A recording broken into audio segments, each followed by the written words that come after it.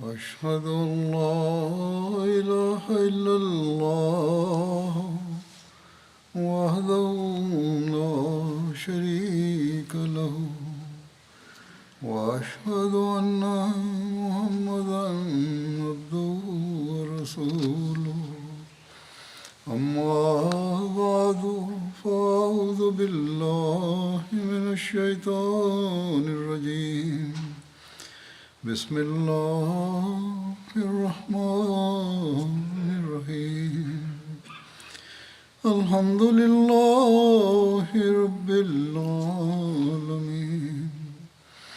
الرحمن الرحيم مالك يوم الدين إياك نعبد وإياك نستعين اهدنا الصراط المستقيم صراط الذين أنعمت عليهم غير المغضوب عليهم ولا الضالين.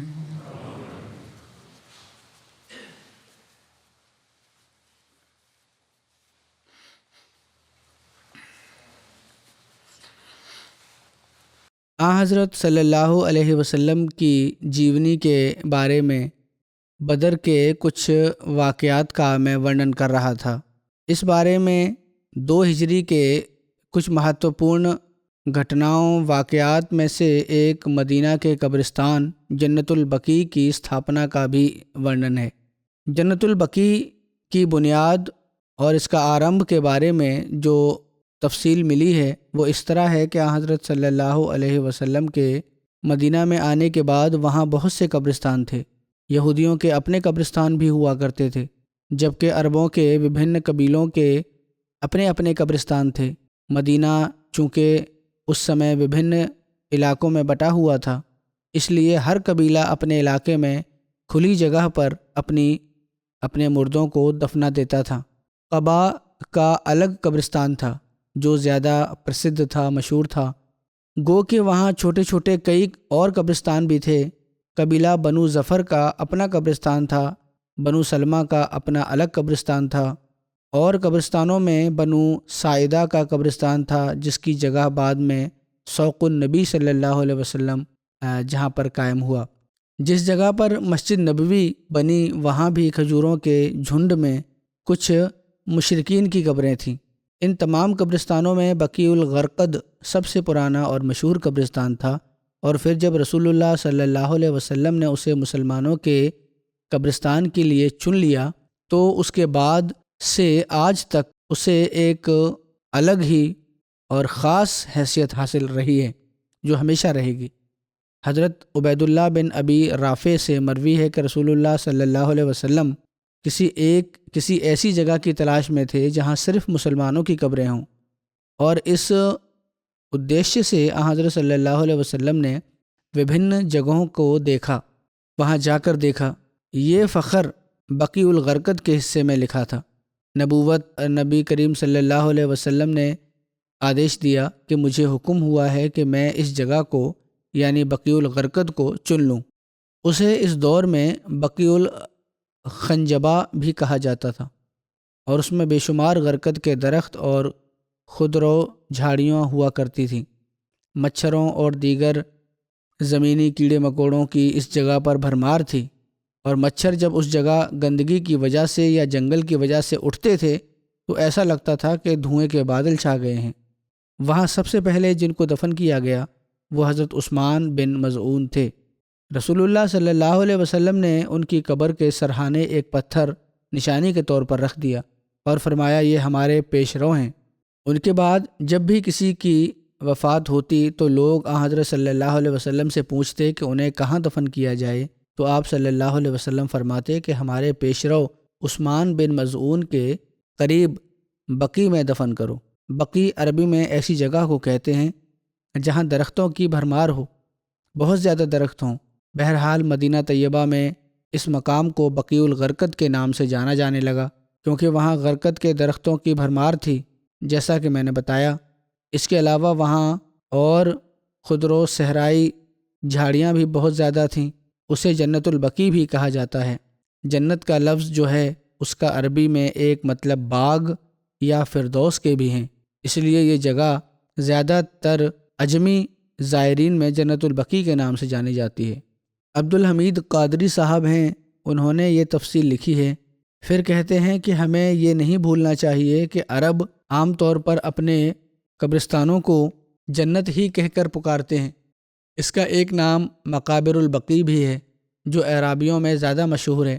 حضرت مرزا بشیر احمد صاحب نے اس بارے میں جو بیان کیا ہے سیرت خاتم النبیین میں وہ اس طرح ہے۔ لکھتے ہیں کہ اسی سال کے آخر میں یعنی 2 ہجری میں حضرت صلی اللہ علیہ وسلم نے اپنے صحابہ کے لیے مدینہ میں ایک مقبرہ تجویز فرمایا جسے جنت البقیع کہتے ہیں۔ اس کے بعد صحابہ عموماً اسی مقبرہ میں دفن ہوتے تھے۔ سب سے پہلے جو اس مقبرہ میں دفن ہوئے تھے وہ عثمان بن مظعون تھے۔ عثمان بہت ابتدائی مسلمانوں میں سے تھے، نہایت نیک اور عابد اور صوفی منش آدمی تھے۔ مسلمان ہونے کے بعد ایک دفعہ انہوں نے حضرت صلی اللہ علیہ وسلم سے کہا کہ حضور مجھے اجازت فرمائیں تو میں چاہتا ہوں کہ بالکل دنیا داری چھوڑ کر بیوی بچوں سے الگ ہو کر اپنی زندگی صرف اللہ تعالیٰ کی عبادت کے لیے وقف کر دوں، مگر آپ صلی اللہ علیہ وسلم نے اس کی اجازت نہیں دی۔ مگر جو لوگ دنیا تو نہیں چھوڑتے تھے لیکن روزہ اور نماز کی اتنی کثرت کرتے تھے کہ اس سے ان کے تعلق رکھنے والوں کے حقوق پر بہت اثر پڑتا تھا۔ ان کے بارے میں بھی آپ نے فرمایا کہ تمہیں چاہیے کہ خدا کو دو، بیوی بچوں کا حق بیوی بچوں کو دو، مہمان کا حق مہمان کو دو اور اپنے نفس کا حق نفس کو دو، کیونکہ یہ سب حقوق خدا کے مقررہ کردہ ہیں اور ان کی ادائیگی عبادت میں داخل ہے، یعنی حقوق کی ادائیگی بھی عبادت میں داخل ہے۔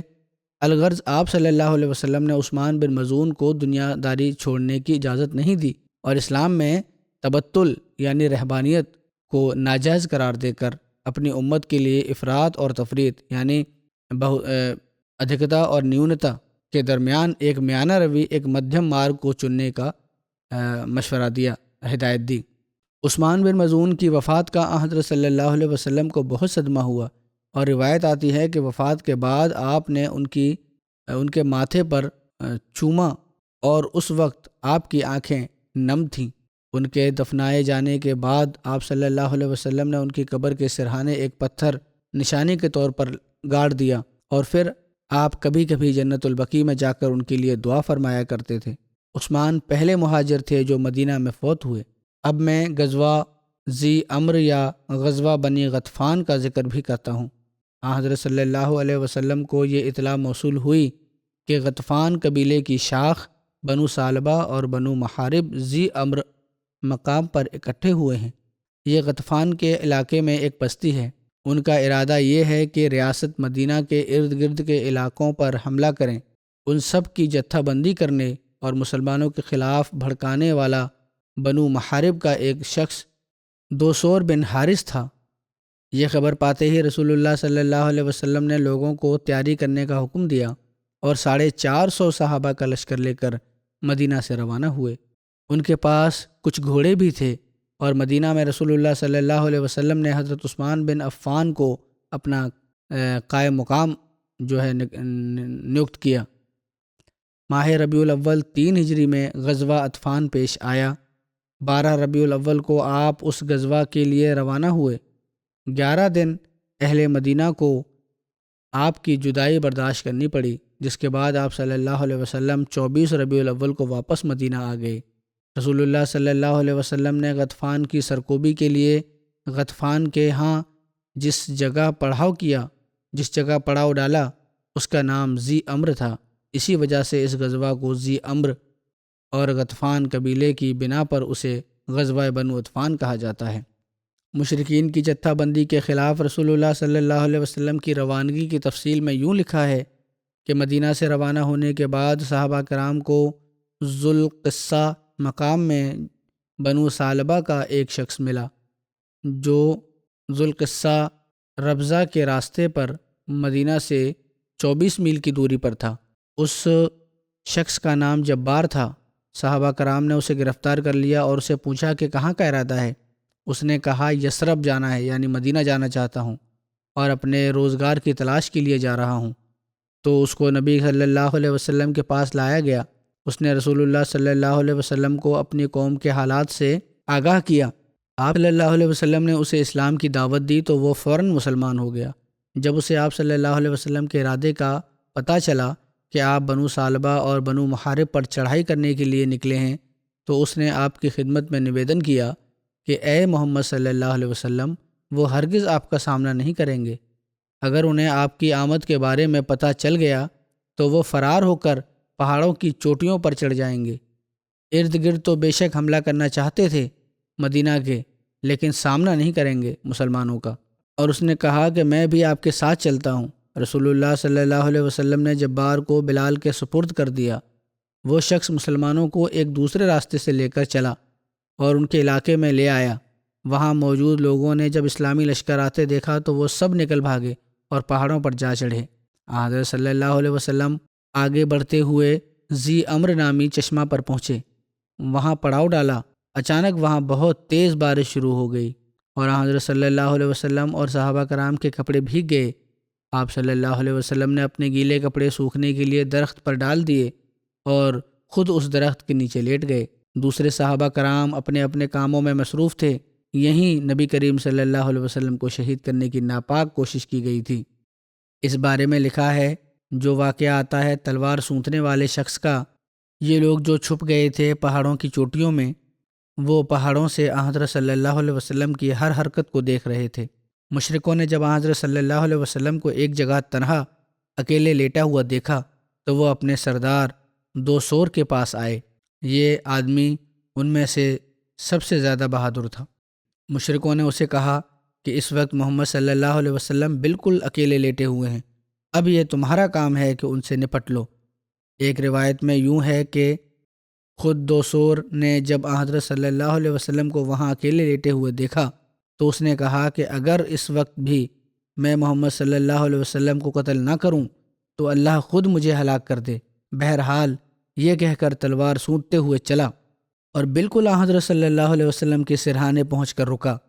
پھر اچانک اس نے آپ کو مخاطب کر کے کہا، آج، یا یہ کہا کہ اب آپ کو میرے ہاتھ سے کون بچا سکتا ہے؟ حضرت صلی اللہ علیہ وسلم نے بڑے اطمینان سے فرمایا، اللہ مجھے تم سے بچائے گا۔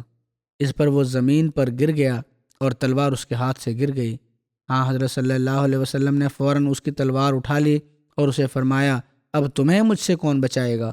اس پر دوسور نے کہا، لا احد وانا اشہد ان لا الہ الا اللہ وان محمد الرسول اللہ واللہ لا اکثر علیک جمیعا ابدا۔ کوئی بھی نہیں، مجھے تو اب کوئی نہیں بچا سکتا، اور میں گواہی دیتا ہوں کہ اللہ کے سوا کوئی معبود برحق نہیں، اور محمد اللہ کے رسول ہیں۔ اللہ کی قسم، آئندہ میں کبھی آپ کے خلاف لوگوں کی جتھا بندی نہیں کروں گا۔ یہ اس نے وعدہ کیا۔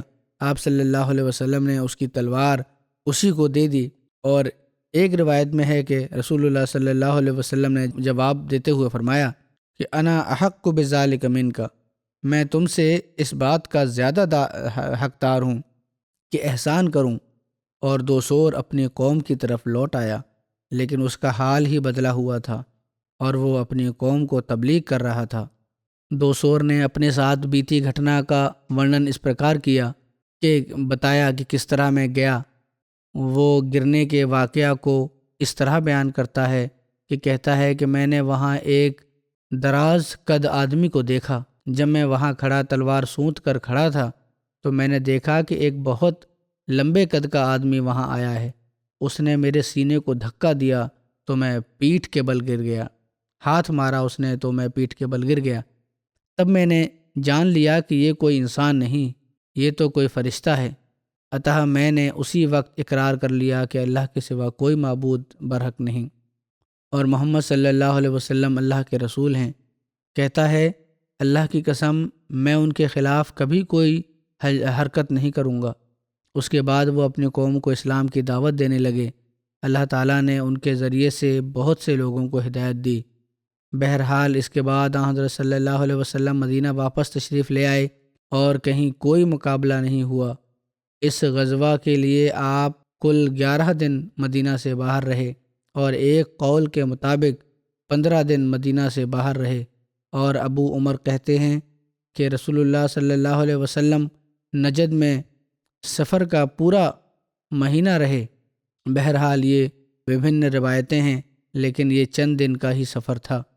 کچھ علماء نے اوپر بیان کیے ہوئے واقعہ جو ہے حضرت صلی اللہ علیہ وسلم پر تلوار سونتنے کا، آپ پر جو قاتلانہ حملہ تھا، اس کا غزوہ ذات الرقاع کا واقعہ، اس کو غزوہ ذات الرقاع کا واقعہ قرار دیا ہے اور اسے ایک ہی واقعہ تسلیم کیا ہے، لیکن اکثر محققین نے کہا ہے کہ یہ دونوں واقعات دو الگ الگ غزوات کے ہیں۔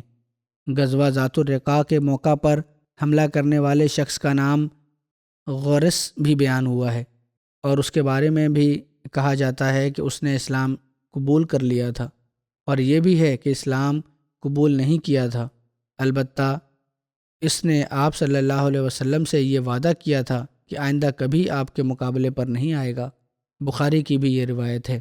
اس عرصہ کے واقعات میں ایک واقعہ یہ بھی ہے کہ حضرت رقیہ کی وفات ہوئی اور حضرت ام کلثوم کی شادی ہوئی، جس کی تفصیل اس طرح ہے جو عبداللہ بن منفق بن حارثہ انصاری نے بیان کی ہے کہ جب رسول اللہ صلی اللہ علیہ وسلم غزوہ بدر کے لیے روانہ ہوئے تو حضرت عثمان کو اپنی بیٹی حضرت رقیہ کے پاس چھوڑا۔ وہ بیمار تھیں اور انہوں نے اس دن وفات پائی جس دن حضرت زید بن حارثہ مدینہ کی طرف فتح کی خوشخبری لے کر آئے، جو بدر میں اللہ تعالیٰ نے رسول کریم صلی اللہ علیہ وسلم کو عطا فرمائی تھی۔ رسول اللہ صلی اللہ علیہ وسلم نے حضرت عثمان کے لیے بدر کے مال غنیمت میں حصہ مقرر فرمایا، اور آپ کا حصہ جنگ بدر میں شامل ہونے والوں سے کے برابر تھا۔ رسول اللہ صلی اللہ علیہ وسلم نے حضرت رقیہ کی وفات کے بعد حضرت عثمان بن عفان کے ساتھ اپنی صاحبزادی حضرت ام کلثوم کی شادی کر دی۔ حضرت ابو ہریرہ سے روایت ہے کہ نبی کریم صلی اللہ علیہ وسلم حضرت عثمان سے مسجد کے دروازے پر ملے اور فرمانے لگے کہ عثمان، یہ جبرائیل ہیں، انہوں نے مجھے خبر دی ہے کہ اللہ تعالیٰ نے ام کلثوم کا نکاح رقیہ جتنے حق مہر پر اور اس سے تمہارے حسن سلوک پر تمہارے ساتھ کر دیا ہے۔ کوئی جو رقیہ کا حق مہر تھا اسی پر تمہارے ساتھ کر دیا ہے نکاح، یعنی دوسری بیٹی کا نکاح بھی اللہ تعالیٰ نے حضرت عثمان سے اللہ تعالیٰ نے کہا کہ حضرت عثمان سے کر دیا جائے۔ حضرت عائشہ نے بیان فرمایا کہ جب رسول اللہ صلی اللہ علیہ وسلم نے ام کلثوم کی شادی حضرت عثمان سے کی تو آپ نے حضرت ام ایمن سے فرمایا، میری بیٹی ام کلثوم کو تیار کر کے عثمان کے ہاں چھوڑاؤ اور اس کے سامنے دف بجاؤ۔ اتہ انہوں نے ایسا ہی کیا۔ رسول اللہ صلی اللہ علیہ وسلم 3 دن کے بعد حضرت ام کلثوم کے پاس تشریف لائے اور فرمایا، اے میری پیاری بیٹی، تم نے اپنے شوہر کو کیسا پایا؟ ام کلثوم نے عرض کیا کہ وہ بہترین شوہر ہیں۔ حضرت ام کلثوم جب عثمان کے یہاں 9 ہجری تک رہیں، اس کے بعد وہ بیمار ہو کر وفات پا گئیں۔ رسول اللہ صلی اللہ علیہ وسلم نے ان کی نماز جنازہ پڑھائی اور ان کی قبر کے پاس بیٹھے۔ حضرت انس بیان کرتے ہیں کہ انہوں نے نبی کریم صلی اللہ علیہ وسلم کو حضرت ام کلثوم کی قبر کے پاس اس حال میں بیٹھے ہوئے دیکھا کہ آپ صلی اللہ علیہ وسلم کی آنکھوں سے آنسو بہہ رہے تھے۔ بخاری کی ایک روایت میں اس گھٹنا کو یوں ورنن کیا گیا ہے، ہلال نے حضرت انس بن مالک سے روایت کی ہے، وہ کہتے ہیں کہ ہم رسول اللہ صلی اللہ علیہ وسلم کی بیٹی کے جنازے پر موجود تھے۔ انہوں نے کہا کہ رسول اللہ صلی اللہ علیہ وسلم قبر کے پاس بیٹھے ہوئے تھے تو میں نے دیکھا کہ آپ کی آنکھوں سے آنسو بہہ رہے ہیں۔ ایک روایت میں ہے کہ رسول اللہ صلی اللہ علیہ وسلم نے حضرت ام کلثوم کی وفات پر فرمایا، اگر میری کوئی تیسری بیٹی ہوتی تو میں اس کی شادی بھی عثمان سے کروا دیتا۔ حضرت ابن عباس بیان کرتے ہیں کہ رسول اللہ صلی اللہ علیہ وسلم ایک جگہ سے گزرے تو دیکھا کہ حضرت عثمان وہاں بیٹھے تھے اور حضرت ام کلثوم بنت رسول اللہ صلی اللہ علیہ وسلم کی وفات کے غم میں رو رہے تھے۔ راوی کہتے ہیں کہ آپ صلی اللہ علیہ وسلم کے ساتھ آپ کے دونوں ساتھی حضرت ابو بکر اور حضرت عمر بھی تھے۔ رسول اللہ صلی اللہ علیہ وسلم نے پوچھا، اے عثمان، تم کس وجہ سے رو رہے ہو؟ حضرت عثمان نے عرض کیا کہ اے اللہ کے رسول صلی اللہ علیہ وسلم، میں اس وجہ سے رو رہا ہوں کہ میرا آپ سے دامادی کا سمبند ختم ہو گیا، دونوں لڑکیاں بیاہی گئیں میرے سے، دونوں کی وفات ہو گئی۔ اب دامادی کا رشتہ اور تعلق ختم ہو گیا۔ آپ نے فرمایا کہ مت رو، قسم ہے اس ذات کی جس کے قبضہ قدرت میں میری جان ہے، اگر میری 100 بیٹیاں ہوتیں اور ایک ایک کر کے سب فوت ہو جاتیں تو میں ہر ایک کے بعد دوسری کا تجھ سے بیاہ کر دیتا، یہاں تک کہ 100 میں سے ایک بھی باقی نہ رہتی۔ بہرحال یہ ایک محبت کا اور تعلق کا اظہار تھا جو دونوں طرف سے ہوا۔ حضرت عثمان کو اس بات کا غم کہ اب دامادی کا رشتہ ختم ہو گیا ہے، لیکن حضرت صلی اللہ علیہ وسلم نے کمال دلجوئی فرماتے ہوئے یہ یقین دہانی فرمائی کہ تعلق تو قائم ہے، تم اس بات پر پریشان نہ ہو۔ حضرت مرزا بشیر احمد صاحب نے شادی کا تذکرہ، اس کا ورنن سیرت خاتم النبیین میں اس پرکار کیا ہے کہ رقیہ رسول اللہ صلی اللہ علیہ وسلم کی جو بیٹی تھیں، حضرت عثمان کی جو پتنی تھیں، ان کی وفات کے بعد حضرت صلی اللہ علیہ وسلم نے اپنی دوسری بیٹی ام کلثوم کی شادی، جو حضرت فاطمہ سے بڑی مگر رقیہ سے چھوٹی تھیں، حضرت عثمان سے کر دی۔ اسی وجہ سے حضرت عثمان کو ذو النورین یعنی 2 نوروں والا کہتے ہیں۔ ام کلثوم کی یہ دوسری شادی تھی کیونکہ وہ اور ان کی بہن رقیہ شروع میں حضرت صلی اللہ علیہ وسلم کے چچا ابو لہب کے 2 لڑکوں سے بیاہی گئی تھیں، مگر قبل اس کے کہ ان کا رخصتانہ ہوتا مذہبی مخالفت کی وجہ سے یہ رشتہ ٹوٹ گیا۔ حضرت صلی اللہ علیہ وسلم نے پہلے حضرت عثمان سے رقیہ کی شادی کی اور رقیہ کی وفات کے بعد ام کلثوم کی شادی کر دی، مگر افسوس ہے کہ ان دونوں صاحبزادیوں کی نسل کا سلسلہ نہیں چلا، کیونکہ ام کلثوم کے تو کوئی بچہ ہوا ہی نہیں اور رقیہ کا صاحبزادہ عبداللہ 6 سال کا ہو کر وفات پا گیا۔ ام کلثوم کا نکاح ربیع الاول 3 ہجری میں ہوا تھا۔ اسی سمے کے واقعات میں غزوہ بحران کا بھی ذکر ہے۔ اس غزوہ بحران کے علاوہ غزوہ فرو اور غزوہ بنو سلیم بھی کہا جاتا ہے۔ بحران وادی فرو کے نواح میں اہل حجاز کی ایک معدنیات کی کان ہے اور وادی فرو مدینہ سے 96 میل کی دوری پر ایک جگہ ہے۔ حضرت صلی اللہ علیہ وسلم کو یہ جانکاری ملی کہ بنو سلیم کی بھاری تعداد بحران میں جمع ہے، تو آپ صلی اللہ علیہ وسلم حضرت عبداللہ بن ام مکتوم کو مدینہ میں اپنا نائب مقرر کر کے، جبکہ ایک اور روایت کے مطابق حضرت عمر کو اپنا نائب مقرر کر کے 300 صحابہ کا لشکر لے کر بحران کی طرف نکلے، لیکن آپ صلی اللہ علیہ وسلم نے نکلنے کی وجہ ظاہر نہیں کی، اور جب اسلامی لشکر بحران سے 1 رات کی دوری پر پہنچا تو وہاں انہیں بنو سلیم کا ایک آدمی ملا۔ اس نے حضرت صلی اللہ علیہ وسلم کو بتایا کہ وہ لوگ منتشر ہو گئے ہیں، بکھر گئے ہیں ادھر ادھر۔ بس آپ صلی اللہ علیہ وسلم نے اس آدمی کو ایک صحابی کے سپرد کر دیا اور آگے روانہ ہو گئے، یہاں تک کہ بحران پہنچ گئے۔ آپ نے وہاں کسی کو نہ پایا کیونکہ سب اپنے اپنے پانی کے مقامات کی طرف بکھر چکے تھے۔ حضرت صلی اللہ علیہ وسلم واپس لوٹ گئے اور جنگ کی کوئی نوبت نہ آئی۔ رسول اللہ صلی اللہ علیہ وسلم اس غزوہ کے لیے 6 جمادی الاول کو مدینہ سے نکلے اور 10 راتیں باہر رہنے کے بعد آپ 16 جمادی الاول کو واپس تشریف لے آئے۔ اس کے برعکس ابن اسحاق نے یہ بیان کیا ہے کہ رسول اللہ صلی اللہ علیہ وسلم قریش کے تجارتی قافلے کو روکنا چاہتے تھے، یہاں تک کہ آپ بحران پہنچ گئے جو حجاز میں وادی فرو کے نواح کے پڑوس میں ایک کان ہے۔ آپ نے وہاں ربیع الآخر اور جمادی الاول کے 2 مہینے نواس کیا، اس کے بعد آپ واپس مدینہ آ گئے۔ اس دوران کسی لڑائی کی نوبت نہیں آئی۔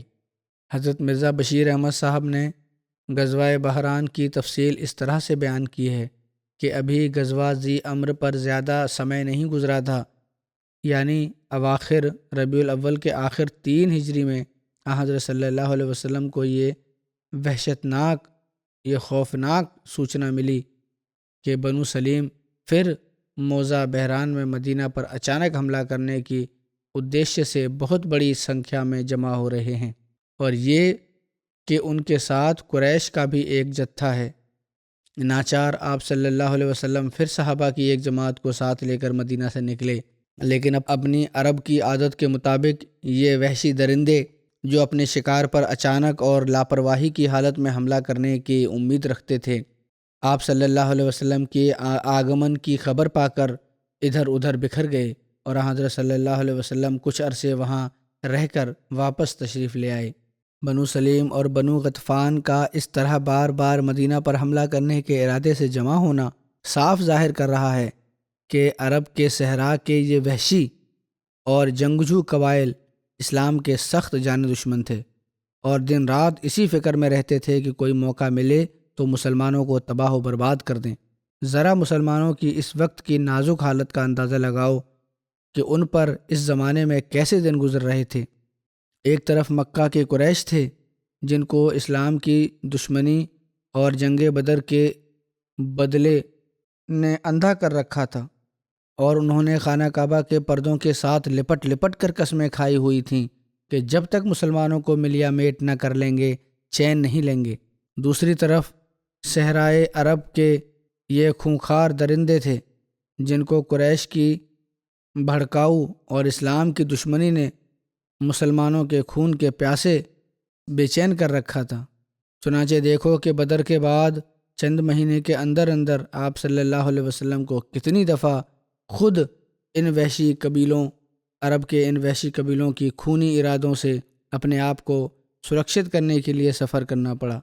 جیسا کہ سر ولیم میور نے لکھا ہے کہ یہ دن بھی بہت سخت گرمیوں کے دن تھے اور گرمی بھی عرب کے صحرا کی گرمی تھی۔ اگر خدا کی خاص سہایتا نہ ہوتی اور حضرت صلی اللہ علیہ وسلم کی ہوشیاری اور حاضر دماغی ہر وقت مسلمانوں کو ہوشیار اور چوکس نہ رکھتی اور آپ صلی اللہ علیہ وسلم دشمن کی بھیڑ اور ان کے لشکر کو چھاپہ مارنے سے پہلے ہی بکھیرنے کی تدبیر اختیار نہیں کرتے تو ان دنوں میں مسلمانوں کو تباہی اور بربادی میں کوئی شک نہیں تھا۔ اور یہ صرف باہری خطرے تھے، باقی اندرونی خطرے بھی کسی طرح کم نہ تھے۔ خود مدینہ کے اندر مسلمانوں سے ملے جلے رہنے والے منافقین موجود تھے جن کو آستین کا سانپ کہنا کوئی زیادتی نہ ہوگی۔ ان کے علاوہ وہ غداری اور خفیہ سازشوں کے عادی یہودی لوگ بھی تھے جن کی دشمنی کی گہرائی اور ان کی انتہا کو پہنچی ہوئی تھی۔ اللہ ان ابتدائی مسلمانوں کے لیے یہ کیسی مصیبت کے دن تھے، خود ان کی زبان سے سنیے۔ حضرت ابی بن کعب روایت کرتے ہیں کہ اس زمانے میں صحابہ کا یہ حال تھا کہ وہ ڈر کے مارے راتوں کو ہتھیار لگا کر سوتے تھے اور دن کو بھی ہر وقت ہتھیاروں سے لیس رہتے تھے کہ کہیں ان پر اچانک کوئی حملہ نہ ہو جائے۔ اور وہ ایک دوسرے سے کہا کرتے تھے کہ دیکھیے ہم اس وقت تک زندہ بھی رہتے ہیں یا نہیں کہ جب ہم امن اور اطمینان کی زندگی گزاریں گے اور خدا کے سوا ہمیں کسی کا ڈر نہیں ہوگا۔ ان الفاظ میں کیسی مصیبت اور کس بے بسی کا اظہار ہے اور امن اور اطمینان کی زندگی کتنی تڑپ چھپی ہوئی ہے، اس کا اندازہ ہر انصاف پسند آدمی خود لگا سکتا ہے۔ اور یہی آج کل کے بھی حالات ہیں، بعض دفعہ اور خاص طور پر فلسطینیوں کے بھی۔ ایک سریہ زید بن حارثہ تھا جس کی تفصیل میں یہ لکھا ہے کہ بنو سلیم کی پسپائی، بنو غطفان کی جلاوطنی، غزوہ سویق میں ابو سفیان کا بھاگ جانا اور غزوہ بنو غطفان میں اور بنو ثعلبہ اور بنو محارب کی ہار، یہ عسکری تگ و تاز یعنی فوجی برتری مدینہ کی ابھرتی ہوئی طاقت پر دلالت کرتی تھی۔ سب سے بڑھ کر جنگ بدر میں اہل ایمان کی کامیابی اور مشرکین کی ذلت آمیز شکست کی بنا پر اسلام کے دشمن اقتصادی اور مالی مشکلوں اور مصائب سے بہت پریشان ہوئے، کیونکہ مکہ سے شام جانے والے معروف شاہراہ جو مشہور راستہ تھا اس سے گزر کر مدینہ کے مغرب میں بحیرہ امر کے ساتھ تھا۔ ابو سفیان کے تجارتی قافلے کو مسلمانوں نے اسی راستے پر روکنے کی کوشش کی تھی۔ مدینہ کے آس پاس کے قبیلے بھی رسول اللہ صلی اللہ علیہ وسلم سے صلح کر چکے تھے، اسی لیے مشرکین مکہ اس راستے کو تجارت کے لیے اپنانے کو کسی طرح بھی تیار نہیں تھے۔ مسلمانوں کی طرف سے مشرکوں کی یہ بیاپاری ناکہ بندی کی وجہ سے وہ لوگ بہت پریشان ہوئے اور شام کے مشہور راستے کو چھوڑ کر نئے راستے کی تلاش میں رہنے لگے۔ ایک دن صفوان بن امیہ کفار مکہ سے کہنے لگا کہ محمد صلی اللہ علیہ وسلم اور اس کے ساتھیوں نے ہمارا جینا دشوار کر دیا ہے، ہمارے تجارتی مرکز اور کیندر تک جانے سے ہمیں روک دیا ہے، اب ہمیں کچھ سمجھ نہیں آ رہی کہ ہم کیا کریں۔ وہ تو سمندری کنارے سے پیچھے ہٹنے کا نام تک نہیں لیتے۔ سمندری کنارے کے اکثر رہائش پذیر قبائل نے بھی ان سے صلح اور سمجھوتا کر لیا ہے اور وہ ان کے ساتھ مل گئے ہیں، اب ہم جائیں تو کس طرف اور کریں تو کیا کریں؟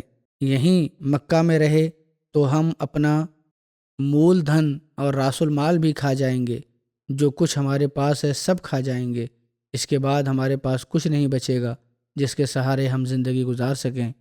یہی مال گرمی میں ہم شام اور سردی میں حبشہ کی طرف تجارت کی غرض سے لے جایا کرتے تھے، اب کیا ہوگا؟ صفوان بن امیہ کی یہ بات سن کر سب پریشان تھے۔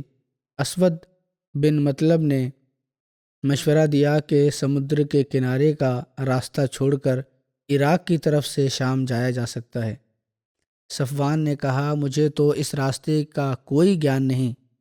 ابو زمعہ نے کہا کہ میں تجھے ایک ایسے رہبر کے بارے میں بتاتا ہوں جسے اس راستے کی پوری پہچان ہے۔ اس نے بتایا کہ وہ فرات بن حیان اجلی ہے، وہ اس راستے سے آتا جاتا رہتا ہے اور اسے اس راستے سے پوری جانکاری بھی ہے۔ صفوان نے اللہ کی قسم کھا کر کہا کہ بہت خوب، میں تو یہی چاہ رکھتا تھا۔ فرات کو بلوایا گیا۔ اس کے آنے پر صفوان نے اسے کہا کہ قافلہ تجارت لے کر شام جانا چاہتا ہوں۔ محمد صلی اللہ علیہ وسلم نے ہماری تجارت کے حوالے سے ہمیں پریشان کر رکھا ہے، کیونکہ ہمارے قافلے انہی کے قریب سے گزرتے ہیں۔ میں عراق کے راستے سے شام جانا چاہتا ہوں۔ فرات نے کہا کہ میں تمہیں عراق کے ایسے راستے سے لے جاؤں گا جہاں سے محمد صلی اللہ علیہ وسلم کے صحابہ کو بالکل خبر نہ ہوگی۔ یہ سوکھا ریگستان اور بے آبادی والا علاقہ ہے۔ صفوان نے کہا کہ میں بھی یہی چاہتا ہوں۔ اس کی بیابانی ہمارے لیے کوئی زیادہ پریشانی کا سبب نہیں، کیونکہ اب سردی کا موسم ہے، اس لیے ہمیں راستے میں پانی کی ضرورت بہت ہی کم پڑے گی، جسے ہم برداشت کر لیں گے۔ بہرحال سفر کی تیاری شروع ہو گئیں۔ اس کے بعد صفوان بن امیہ نے قافلے کی تیاری کے لیے سب کو کہہ دیا، جمع پونجی اپنے ساتھ لی، چاندی کے برتن، چاندی کی ڈلیاں اور دوسرا ساز و سامان بھی ساتھ لے لیا۔ ابو زمعہ نے بھی صفوان کو 300 مثقال سونا اور چاندی کی ڈلیاں تھمائیں تاکہ وہ اس کے لیے خریداری کر سکے۔ ایک مثقال سونا تقریباً 4.25 گرام کے برابر ہے۔ بہرحال کافی مقدار میں تھا یہ۔ ایک روایت میں یہ بھی ہے کہ صفوان بہت سا مال لے کر نکلا، جس میں چاندی کی ڈلیاں، چاندی کے برتن تھے جن کا وزن 30,000 درہم کی مالیت کا تھا۔ ابو سفیان بن حرب بھی اپنے ساتھ کثیر چاندی لے کر نکلا اور دوسرے قریش کے لوگوں نے بھی اپنی اپنی خریداری کے لیے سونا چاندی وغیرہ شرکائے قافلہ کے سپرد کر دیا۔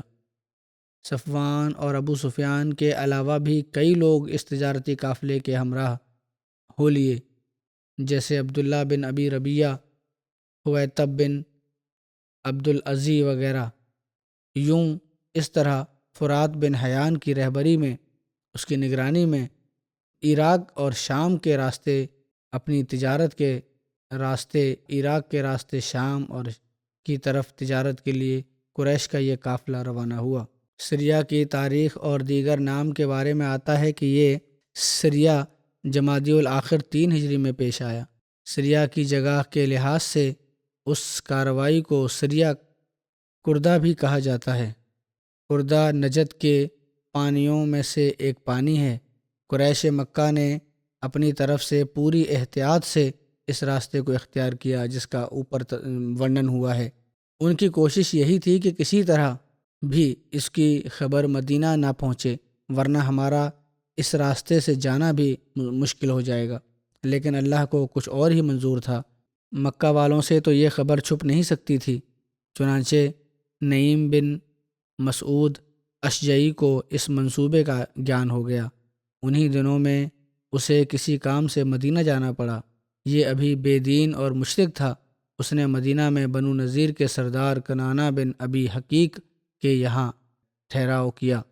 اس نے اسے شراب پلائی۔ ایک صحابی سلیط بن نعمان بن اسلم کا بنو نذیر کے یہاں اکثر آنا جانا رہتا تھا۔ اس دوران یہ بھی وہاں آ گئے جہاں کنانہ بن ابی حقیق اور نعیم مجلس لگائے بیٹھے تھے۔ نعیم شراب کے نشے میں دھت تھا، اس لیے وہ اپنے اوپر قابو نہ رکھ سکا اور نشے میں ہی راز فاش کر دیا۔ اس نے صفوان بن امیہ کی نگرانی میں عراق کے راستے سے شام کی طرف جانے والے تجارتی قافلے کے بارے میں سب کچھ کہہ دیا۔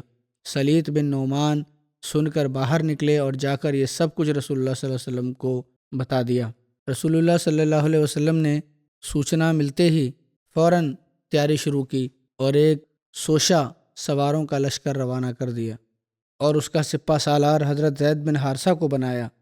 حضرت زید بن حارثہ کے لیے یہ سب سے پہلا موقع تھا جب انہیں کسی اسلامی لشکر کی سپہ سالاری پر نیوکت کیا گیا تھا، اور وہ اس مہم میں کامیاب ہوئے۔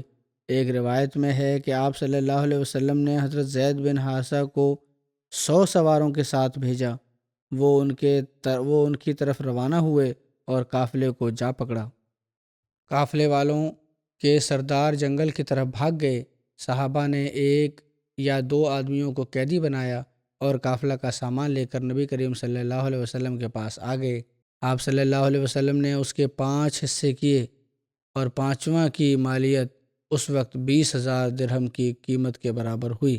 باقی مال آپ صلی اللہ علیہ وسلم نے سیریا والوں میں تقسیم کر دیا۔ ایک اور روایت میں ہے کہ حضرت زید نے نہایت تیزی سے راستہ طے کیا اور ابھی قریش کا قافلہ بالکل بے خبری کی حالت میں کردہ نامی ایک چشمہ پر پڑاؤ ڈالنے کے لیے اتر رہا تھا کہ اسے جا پکڑا اور اچانک یلغار کر کے پورے قافلہ پر قبضہ کر لیا۔ صفوان بن امیہ اور دیگر لوگوں کو بھاگنے کے سوا کوئی چارہ نظر نہ آیا۔ مسلمانوں نے قافلے کے رہنما فرات بن حیان کو اور کہا جاتا ہے کہ مزید 2 آدمیوں کو گرفتار کر لیا۔ برتنوں اور چاندی کی بہت بڑی مقدار جو قافلے کے پاس تھی اور جس کا اندازہ 1,00,000 درہم تھا، بطور قیمت ہاتھ آئی۔ رسول اللہ صلی اللہ علیہ وسلم نے 5واں حصہ نکال کر مال غنیمت لشکر کے لوگوں میں تقسیم کر دیا۔ قریش کے رہبر فرات بن حیان نے نبی کریم صلی اللہ علیہ وسلم کے ہاتھ پر اسلام قبول کر لیا۔ پھر اس کی باقی باتیں بھی انشاءاللہ آئندہ۔ یہ جو قافلے چلتے تھے ان کو روکنا جو تھا یہ اس لیے تھا کہ وہ مسلمانوں کے خلاف جنگوں کی تیاری کے لیے سامان اکٹھا کرتے تھے۔ آج کل کے زمانے میں جس طرح سینکشنز لگائے جاتے ہیں یہ اسی طرح کی ایک قسم تھی۔ یہ تو اپنے مقاصد حاصل کرنے کے لیے کرتے ہیں، بلکہ بعض جگہ تو غلط قسم کے لگا دیتے ہیں۔ مثلا امریکہ نے یوگنڈا پر سینکشن اس لیے لگا دی کہ انہوں نے پارلیمنٹ نے LGBT کے خلاف قانون پاس کیا ہے۔ اگرچہ کہ یہ لوگ نام نہیں لیتے لیکن اصل اندر سے یہی بات ہے۔ تو ان لوگوں کا تو یہ حال ہے، اسلام پر کیا اعتراض کرنا ہے انہوں نے۔ بہرحال یہ باتیں انشاءاللہ آئندہ بھی ہوں گی۔ فلسطین کے مظلوموں کے لیے دعا کے لیے دوبارہ کہتا ہوں میں، اب کم از کم اتنا تو ہوا ہے کہ کچھ غیر مسلم اور بعض سیاستدان ڈرتے ہی کچھ نہ کچھ اس ظلم کے خلاف بولنے لگ گئے ہیں، بلکہ اب تو بعض یہودیوں نے بھی اس عمل سے بیزاری کا اور اپنے الگ ہونے کا اظہار کیا ہے اور اسرائیلی حکومت کو کہا ہے کہ ہمیں بدنام کیوں کر رہے ہو۔ تو بہرحال چھوٹی چھوٹی آوازیں کہیں نہ کہیں سے غیروں میں بھی اٹھنے لگ گئی ہیں۔ اب یہ کہتے ہیں کہ 4 گھنٹے کے لیے روزانہ جنگ روکیں، جس کو پوس کا نام دیا گیا ہے انہوں نے، تاکہ مدد پہنچ سکے فلسطینیوں تک۔ اللہ تعالیٰ بہتر جانتا ہے کتنا عمل ہوگا اس پر، اور باقی وقت جو ہے 20 گھنٹے کا اس میں کتنے ظلم کرنے ہیں انہوں نے فلسطینیوں پر۔ اللہ بہتر جانتا ہے کہ کتنی بمبارمنٹ کریں گے۔ اکثر بڑی حکومتیں اور سیاستدان بھی فلسطینیوں کی جانوں کو کوئی اہمیت نہیں دے رہے، ان کے اپنے مفادات ہیں۔ بہرحال ان لوگوں کو بھی یاد رکھنا چاہیے کہ اللہ تعالیٰ بھی ایک وقت تک ڈھیل دیتا ہے، اور صرف یہی دنیا نہیں، اگلا جہان بھی ہے۔ یہ سمجھتے ہیں کہ یہاں اس دنیا میں ہم نے فائدہ اٹھا لیے تو سب کچھ حاصل ہو جائے گا، اس دنیا میں بھی پکڑ ہو سکتی ہے اور اگلے جہان میں بھی پکڑ ہوگی۔ بہرحال ہمیں بھی دعاؤں کی طرف توجہ دینی چاہیے۔ اللہ تعالیٰ مظلوم فلسطینیوں کی مدد کرے، انہیں ان ظلموں سے نجات دلوائے۔ اسی وقت نماز کے بعد میں جنازے غائب بھی پڑھاؤں گا۔ ایک جنازہ ہے منصوبہ باسمہ صاحبہ، جو حمید الرحمن خان صاحب کی اہلیہ تھیں۔ گزشتہ دنوں ان کی وفات ہوئی، انا للہ و انا الیہ راجعون۔ یہ نواب عبداللہ خان صاحب اور حضرت صاحبزادی امت الحفیظ بیگم صاحبہ کی پوتی تھیں۔ حضرت صاحبزادہ مرزا شریف احمد صاحب اور ابو زینب بیگم صاحبہ کی نواسی تھیں۔ میاں عباس احمد خان صاحب اور امت الباری بیگم صاحبہ کی بیٹی تھیں۔ اللہ کے فضل سے موسیہ بھی تھیں، اچھی نیک فطرت خاتون تھیں۔ حضرت خلیفۃ المسیح ثالث نے ان کے نکاح کا جب اعلان فرمایا تو جو خطبہ دیا اس میں کچھ نصیحتیں بھی کی تھیں، اس لیے میں خطبے کا کچھ حصہ سنا بھی دیتا ہوں۔ آپ نے فرمایا کہ نکاح کے ساتھ لڑکی اور لڑکے پر ایسی نئی ذمہ داریاں آتی ہیں جو اس سے پہلے ان پر نہیں ہوتیں۔ فرمایا ایک تو میاں بیوی کی آپسی ذمہ داریاں ہیں، یعنی خاوند کی بیوی پر اور بیوی کی خاوند پر، اور دوسرے دونوں نے مل کر کچھ ذمہ داریاں نبھانی ہیں جن کا تعلق ان کی اولاد سے ہوتا ہے۔ جہاں تک اولاد کا تعلق ہے، کچھ ذمہ داریاں بٹی ہوتی ہیں۔ ماں بچے کو دودھ پلاتی ہے، باپ نہیں پلاتا۔ باپ گھر سے باہر بچے کا خیال رکھتا ہے کہ اس میں آوارگی پیدا نہ ہو۔ عورت کی ذمہ داری گھر کی حدود کے اندر سے تعلق رکھتی ہے۔ بہرحال یہ دونوں اگر اپنے حقوق ادا کریں تو بہت ساری برائیوں سے آج بھی بچے بچ سکتے ہیں۔ پھر آپ نے فرمایا کہ جو آیات ہم اس موقع پر پڑھتے ہیں، اسی قسم کی نئی ذمہ داریوں کی طرف توجہ دلاتے ہوئے اللہ تعالیٰ نے فرمایا ہے کہ ایک تو ضروری ہے کہ یا ایتھا الناس اتقوا ربکم۔ یہاں آیت میں اتقوا اللہ بھی ہے اور بہت سے کانٹیکسٹ میں تقوی کا ذکر ہے، لیکن اس آیت میں جو نکاح کے موقع پر پڑھی جاتی ہے رب کا تقوی، اور یہ رب کا تقوی ہے کہ جس طرح اللہ تعالیٰ اپنے بندوں کی ربوبیت کرنے والا ہے، تم دونوں کی ربوبیت کرنے والا ہے، اسی طرح تم پر بھی ربوبیت کی ذمہ داریاں کچھ نئی پڑنے والی ہیں، اور اسی صورت میں تم ادا کر سکو گے جب تم حقیقی رب اللہ کا تقوی اختیار کرو۔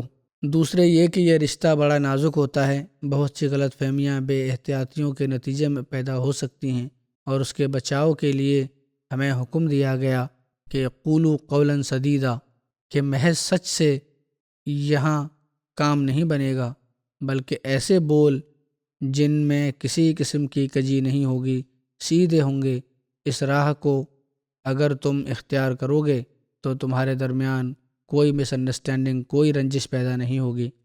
اور تیسرے یہ کہ وَلْتَنْظُرْ نَفْسٌ مَا قَدَّمَتْ لِغَدٍ، تمہارے بڑوں نے مستقبل کا خیال رکھتے ہوئے تمہاری تربیت کی، اور تم نے اپنے مستقبل کا خیال رکھتے ہوئے اپنے بچوں کی تربیت کرنی ہے۔ یہ جو مستقبل ہے جس کا تعلق اس تربیت سے ہے جو ماں باپ بچوں کی کرتے ہیں، یہ ہر نسل کا علیحدہ مستقبل ہے، یہ ایک ہی قسم کا مستقبل نہیں، اس واسطے کہ دنیا اور دنیا کا معاشرہ حرکت میں ہے۔ فرمایا اب زمانہ بدل کے کچھ کا کچھ بن گیا ہے، وہ انقلاب عظیم جس کی ہمیشہ بشارت دی گئی تھی اس کے آثار افق پر نظر آ رہے ہیں۔ اس لیے آج باپ کی ذمہ داری مختلف ہے، اس ذمہ داری سے جو ہماری ذمہ داری تھی، بلکہ زیادہ احتیاط کے ساتھ زیادہ وسعتوں والی ذمہ داریوں کو مد نظر رکھتے ہوئے اپنے بچوں کی ذمہ داریاں اٹھانی ہیں، تاکہ احمدیت کی تربیت کا وہ تربیت جس کا تعلق ساری دنیا کے ساتھ ہے بوجھ پڑے آنے والی نسل پر، تو ہر آنے والی نسل اس کو اٹھانے کے لیے تیار ہو۔ اللہ تعالی ہمیں، آپ نے فرمایا کہ اللہ تعالی ہمیں ان چیزوں کو سمجھنے اور ان پر عمل کرنے کی توفیق عطا فرمائے۔ پھر آپ نے فرمایا کہ جس نکاح کے لیے میں کھڑا ہوا ہوں ایک عزیزہ بچی کا ہے جو ہمارے چھوٹے پھپھا نواب عبداللہ خان کی پوتی اور پھپھی امت الحفیظ بیگم صاحبہ کی پوتی ہے۔ حضرت مسیح موعود علیہ الصلاۃ والسلام کی چوتھی نسل آپ نے فرمایا شروع ہوگی۔ حضرت مرزا شریف احمد صاحب کی یہ نواسی ہے، اور اسی طرح دوسرے رشتے سے آپ نے فرمایا دوسرے رشتے سے حضرت مسیح موعود علیہ السلام سے اس کا تعلق ہے۔ ذمہ داریاں دوہری ہیں۔ اگر ذمہ داریاں دوہری ہیں، انذار بھی دوہرا ہے، اس لیے اگر ہمارے لیے خوشخبری بھی دوہری ہیں۔ اور پھر آپ نے سمجھایا خاندان کے بچوں کو اور بڑوں کو بھی ان کو سمجھنا چاہیے اپنی ذمہ داریوں کو، کیونکہ اگر دوہری ذمہ داریاں ادا نہیں کریں گے تو پھر دوہرے انذار کو بھی دیکھنا ہوگا۔ اللہ تعالیٰ کرے کہ خاندان کے بڑے اور چھوٹے اس بات کو سمجھنے والے بھی ہوں۔ پھر آپ نے فرمایا کہ میں جب کسی ایسے نکاح کا اعلان کرتا ہوں جس میں بچے اور بچی کا تعلق حضرت مسیح موعود علیہ السلام کے ساتھ ہو رشتے کے لحاظ سے، تو میری طبیعت میں فکر بھی پیدا ہوتی ہے اور دعاؤں کی طرف رجحان بھی پیدا ہوتا ہے کہ اللہ تعالیٰ ان کو اس مقام کو پہچاننے کی توفیق عطا کرے۔ وہ خادم ہونے کے لحاظ سے دوسرے سے مختلف ہیں، ان کو زیادہ بڑے خادم بن کر دنیا میں اپنی زندگی گزارنی چاہیے۔ بہرحال یہ نصیحت والے الفاظ تھے، اس لیے میں نے بیان کر دیے۔ ان کی ذاتی زندگی کے بارے میں عزیزہ باسمہ منصورہ کی کہ ان کی بیٹی رابعہ نے لکھا ہے کہ بچپن میں ہی اللہ میاں سے ہمارا تعارف کروایا، اپنے نصیب کے لیے دعا پر زور دیتی، اکثر کہتی کہ دعا کیا کرو اللہ تعالیٰ تمہارے اچھے لوگوں سے واسطہ ڈالے، اور دعا کا مطلب ہمیں بڑے ہو کر پھر سمجھ آیا، بچپن میں تو سمجھ نہیں آتا تھا۔ کہتی ہیں میری امی لوگوں سے بہت پیار کرنے والی تھیں، اپنے نفس کی قربانی کر کے لوگوں کا خیال رکھتی تھیں، اور یہی حقیقت بھی ہے۔ بظاہر لوگوں کو یہ تاثر ملتا کہ وہ اپنی جان پر خرچ کرنے والی ہیں، لیکن نہیں، وہ خود کی قربانی کرتیں اور دوسروں کا خیال رکھتی تھیں۔ مثلاً جلسہ پر لندن بھی آتیں تو غریبوں کے لیے تحفہ لے کر جاتیں، اپنے لیے کچھ نہ لیتیں۔ ایک لڑکی کو پالا بھی اور اس کی اچھی تربیت بھی کی، پھر اس کی شادی بھی کی۔ اس کے علاوہ بھی بہت ساری لڑکیوں کی شادیاں کیں، اور گھر میں بھی آنا جانا لوگوں کا رہتا تھا۔ ہمسایوں کو بھی کھانا وغیرہ بھیجتی رہتی تھیں۔ ایک لنگر کھانا ہی چلتا تھا، یہاں تک کہ باہر سڑک پر جھاڑو دینے والا آدمی تھا، وہ بھی کھانے کے وقت ان کے پاس ہی آ کے کھانا کھایا کرتا تھا۔ بہت سوں کو انہوں نے وظیفے لگائے ہوئے تھے۔ اگر ان کو کہتے کہ اپنے لیے بھی کچھ جمع کریں، کہتی ہیں میں نے کل کے بارے میں کبھی نہیں سوچا۔ اللہ تعالیٰ مالک ہے، میری مالی ضروریات کا واقف زندگی کا بہت ادب کرتیں، بہت عزت کرتیں، ان کا خیال رکھتیں۔ جو رشتہ دار واقفین زندگی ہیں ان سے تعلق رکھتیں، دعوت کرتیں، اور کہتیں کہ ہمیں بھی کہا کرتی تھیں واقفین زندگی تو قربانی کرتے ہیں، ان کا خیال رکھنا چاہیے۔ ہر رشتہ بڑی خوبی سے نبھایا۔ یہ ہمیشہ کہتی تھیں میں یہ نہیں سوچتی کہ دوسرے نے کیا کیا میرے ساتھ، میں تو جب بھی ہو غلطی ہوتی، کبھی زیادتی ہو بھی جاتی تو معافی مانگنے میں پہل کرتیں۔ ملازم کو بھی ڈانٹتیں تو اس سے بھی معافی مانگ لیتیں اور انعام بھی دیتیں۔ ان کے داماد مرزا تقی الدین کہتے ہیں کہ بڑی چھوٹی عمر میں انہوں نے وصیت بھی کی تھی، میں نے بھی دیکھا، پہلے میں حیران تھا وصیت فارم دیکھ کے۔ 14 سال کی عمر میں تقریباً انہوں نے وصیت کر دی تھی۔ بچپن کا کہتے ہیں کہ انہوں نے خوب سنایا تھا۔ انہوں نے دیکھا خواب میں کہ میں اللہ کا پاؤں سختی سے پکڑ کے رو رہی ہوں، اور کہتی تھیں کہ جب میں بیدار ہوئی تو میں واقعی رو رہی تھی۔ کہتی ہیں کہ اب تک اللہ تعالیٰ میرے سارے کام پورے کر دیتا ہے۔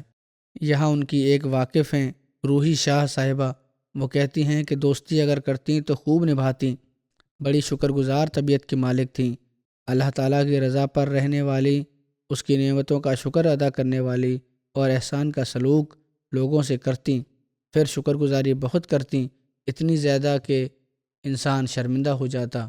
ان کی بھاوجائیں طاہرہ فاروق صاحبہ کہتی ہیں کہ بھابھی کی بجائے دوست اور بہن بنا کے رکھا مجھے، بے لوث محبت کرنے والی کھری شخصیت کی مالک تھیں۔ رشتے نبھانے آتے تھے، جو اپنے لیے پسند کرتیں وہی دوسرے کے لیے پسند کرتیں، اور کبھی کوئی بات دل میں نہیں رکھتی تھیں، صاف کھری بات کہنے والی تھیں۔ نماز روزہ کی پابند، قرآن کریم کی تلاوت کرنے والی، خلافت کے ساتھ بے انتہا تعلق اور وابستگی تھی، جماعتی کاموں میں جو بھی سپرد کر دیے جاتے دلچسپی لیتی۔ اللہ تعالیٰ ان سے مغفرت اور رحم کا سلوک فرمائے اور ان کے بچوں کو بھی ان کی نیکیاں جاری رکھنے کی توفیق عطا فرمائے۔ ان کے خاوند ہیں، انہیں بھی صبر اور حوصلہ دے، بچوں کو بھی صبر اور حوصلہ دے۔ دوسرا جنازہ ہے چودھری رشید احمد صاحب، جو سابق ڈپٹی رجسٹرار تھے زرعی یونیورسٹی فیصل آباد کے، آج کل امریکہ میں تھے۔ ان کی بھی گزشتہ دنوں وفات ہو گئی۔ انا للہ و انا الیہ راجعون۔ یہ بھی اللہ تعالیٰ کے فضل سے موسی تھے۔ ان کے بیٹے رفیق طاہر صاحب وہاں جماعتی خدمت کرتے تھے لاس اینجلس میں۔ کہتے ہیں کہ خاندان میں سب سے پہلے احمدیت ان کے بڑے بھائی چودھری برکت علی صاحب سے آئی تھی، اور اس کے بعد ان کے پتا اور باقی گھر والوں سے نے بیعت کا سوبھاگیہ پایا۔ سن 1974 کے فساد میں ان کے ایک ہجوم نے، حالانکہ ان کا گھر یونیورسٹی کے ایریے کے اندر تھا، یونیورسٹی کے کوارٹر میں تھا، لیکن پھر بھی ہجوم نے حملہ کیا اور گھر لوٹ کے ان کا سارا سامان نظر آگ میں جلا دیا۔ بہرحال وہ تو وہاں سے چلے گئے۔ اس وقت جب حالات بہتر ہوئے، 2-3 مہینے بعد یونیورسٹی واپس آئے۔ وائس چانسلر نے کہا کہ کریسنٹ مالک جو ہے وہ کہتا ہے کہ میں آپ کا نقصان پورا کرنا چاہتا ہوں، مجھے بتائیں کتنا نقصان ہوا ہے۔ تو انہوں نے چودھری رشید صاحب نے انگلی اٹھاتے ہوئے اللہ آسمان کی طرف کہا کہ بالکل نہیں، میں کسی سے نہیں مدد لوں گا، میں اللہ تعالیٰ کی راہ میں نقصان برداشت کر رہا ہوں، اللہ تعالیٰ کی راہ میں یہ نقصان مجھے ہوا ہے اور اللہ تعالیٰ ہی نقصان کو پورا کرے گا۔ اور بہرحال اللہ تعالیٰ نے پھر ایسا فضل فرمایا کہ بڑے کم وقت میں سارے نقصان کی بھرپائی ہو گئی۔ خلافت کے ساتھ بڑا محبت اور اطاعت کا تعلق تھا۔ خلیفہ وقت کے حکم کی لفظ بہ لفظ تکمیل پورا کرنے کے لیے کوشش کرتے تھے۔ ایمانداری اتنی حد تک تھی کہ یونیورسٹی گرانٹ کمیشن کے ممبر تھے، بڑا اعزاز ہے یہ بھی۔ اور ایک دفعہ میٹنگ تھی، ان کو جو اے سی کے ٹکٹ کے پیسے ملے، ٹرین کے کرایہ، میٹنگ میں جانے کے لیے واپسی پہ ان کے کچھ رشتہ داروں نے کہا کہ ہم نے ساتھ جانا ہے۔ انہوں نے اپنا ٹکٹ چینج کروا لیا، 2nd کلاس میں گئے رشتہ داروں کے ساتھ، اور باقی پیسے جو تھے وہ حکومت کو واپس کر دیے۔ ایک دفعہ یہ گئے وہاں جو ان کا چیئرمین تھا یونیورسٹی گرانٹ کمیشن کا، اس کے دفتر میں، تو وہاں جب یہ گئے انہوں نے اپنا کارڈ بھیجا ان کو ملنے کے لیے، تو ڈائریکٹر صاحب جو تھے وہ خود باہر آ گئے اور اپنا وہاں ایک دوست بیٹھے ہوئے تھے، انہیں کہنے لگے کہ یہ وہ شخص ہے جس کی دیانتداری کا میں آپ سے ذکر کر رہا تھا، کہ ایسا دیانتدار شخص۔ تو انہوں نے وہاں فوراً جماعتی تعارف بھی کروا دیا کہ میں احمدی ہوں۔ یہ ساری جو امانت داری ہے اس لیے ہے میرے اندر کے احمدی ہونے کی وجہ سے ہے۔ بس احمدیوں کے لیے بھی ایک سبق ہے، ہمیشہ ایمانداری سے اپنے فرائض انجام دینے چاہیے اور کسی قسم کا کبھی مالی لالچ نہیں کرنا چاہیے۔ چندوں کی ادائیگی مالی قربانی میں پیش ہوتے تھے۔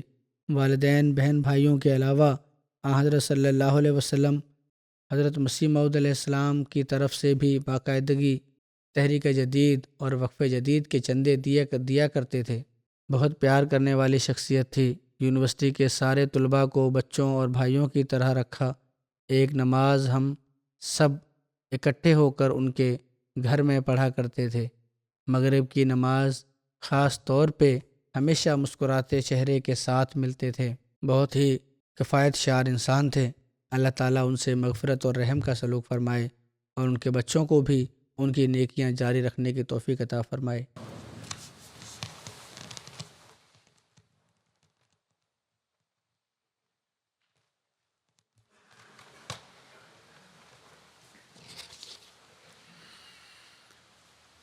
الحمد